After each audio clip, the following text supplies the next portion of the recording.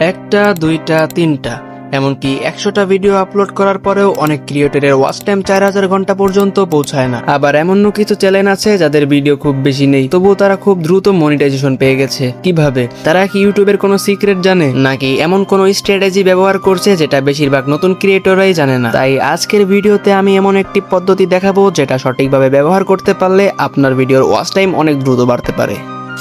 অনেকেই মনে করেন বেশি ভিডিও আপলোড করলেই ওয়াচ টাইম বাড়বে, কিন্তু বাস্তবতা হলো ভিডিওতে যদি মানুষ না আসে অথবা এসে 1 মিনিটও না দেখে চলে যায়, তাহলে ওয়াচ টাইম বাড়বে কিভাবে? ইউটিউব শুধু ভিডিও আপলোড দেখেই মনিটাইজেশন দেয় না। ইউটিউব দেখে মানুষ আপনার কন্টেন্টে কতক্ষণ সময় কাটাচ্ছে।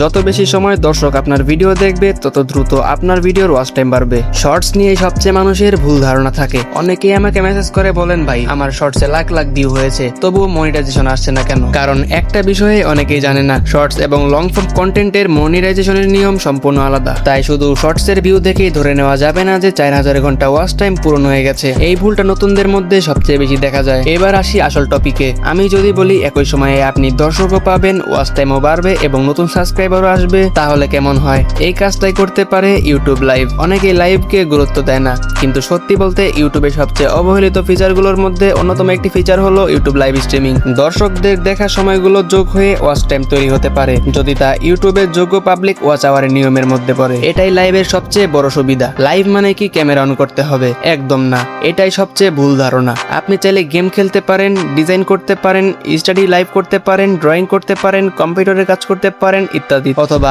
আপনার কন্টেন্ট অনুযায়ী অন্য কিছু তৈরি করতে পারেন। সব লাইভে মুখ দেখানো বাধ্যতামূলক নয়। এবার কিছু আইডিয়া দেখি। অনেক চ্যানেল আছে যারা ঘন্টার পর ঘন্টা সাধারণ একটি কাজ করে সেটা ইউটিউবে লাইভ স্ট্রিমিং এ দেখায়। কেউ গেম খেলে, কেউ পড়াশোনা করে, কেউ প্রশ্নের উত্তর দেয়, আবার কেউ আর্ট করে। মূল বিষয় হলো তারা এমন কন্টেন্ট দেয় যেটা মানুষ কিছুক্ষণ বসে দেখে, আর যতক্ষণ মানুষ দেখবে ওয়াচ টাইম বাড়ার সুযোগও তত বেশি থাকবে। একটা বিষয় অবশ্যই মনে রাখবেন, শুধু লাইভ অন করে রেখে দিলেই হবে না। যদি লাইভে কোনো ভ্যালু না থাকে, তাহলে মানুষ কয়েক সেকেন্ড পরেই ভিডিও ছেড়ে বেরিয়ে যাবে। তাই এমন কন্টেন্ট তৈরি করুন যেখানে মানুষ বারবার ফিরে আসতে চায়। যদি আপনার প্রতিদিন ভিডিও বানাতে বেশি সময় লাগে, তাহলে সপ্তাহে নির্দিষ্ট কয়েকদিন লাইভ করার পরিকল্পনা করতে পারেন। ভিডিও এবং লাইভ দুটো মিলে কাজ করলে আপনার চ্যানেল দ্রুত গ্রো হতে পারে। তবে সবসময় ইউটিউবের নীতিমালা মেনে অরিজিনাল কন্টেন্ট তৈরি করতে চেষ্টা করুন। কৃত্রিমভাবে ওয়াচ টাইম বাড়ানোর চেষ্টা করবেন না। আজকের ভিডিও থেকে যদি কিছু শিখে থাকেন, তাহলে অবশ্যই ভিডিওতে একটি লাইক দিয়ে চ্যানেলটি সাবস্ক্রাইব করে রাখবেন, আর কমেন্টে লিখুন আমি আজ থেকে শুরু করছি। আমি আপনার কমেন্ট অবশ্যই পড়বো। দেখা হবে পরবর্তী আরেকটা ভিডিওতে। আল্লাহ হাফেজ।